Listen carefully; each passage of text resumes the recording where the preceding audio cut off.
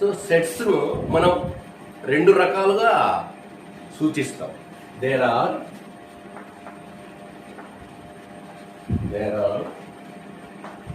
two methods of representing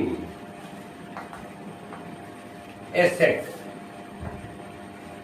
సెట్ను రెండు రకాలుగా డినోట్ చేస్తాం. అవి ఏంటి, ఏ విధంగా సూచిస్తామో ఇప్పుడు తెలుసు. First one roster form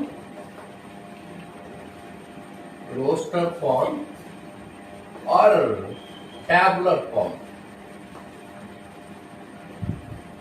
roster form or tabular form, ఏదైనా ఒకటి. Roster form or tabular form.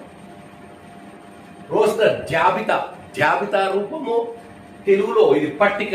Tabular అంటే పట్టిక రూపం, పట్టిక రూపంలో రాయడం. Next set builder form.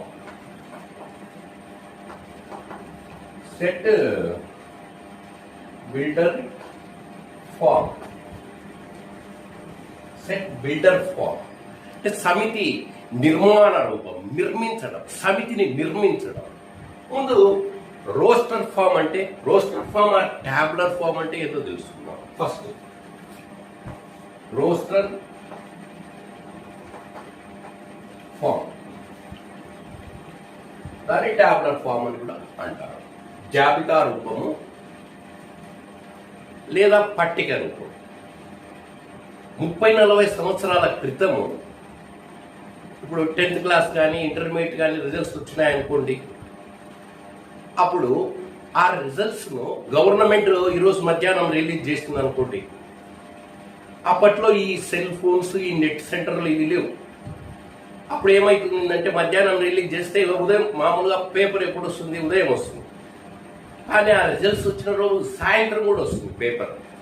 5:30కు 6 paper వస్తుంది.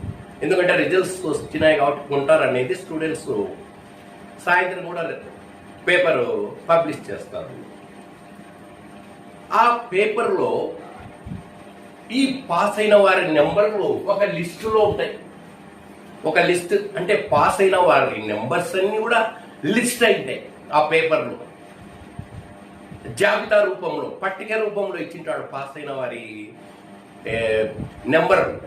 ఎవరైతే పాస్ అయినారో వారి నెంబర్లన్నీ ఒక పట్టిక రూపంలో పేపర్లు ఇస్తున్నారు.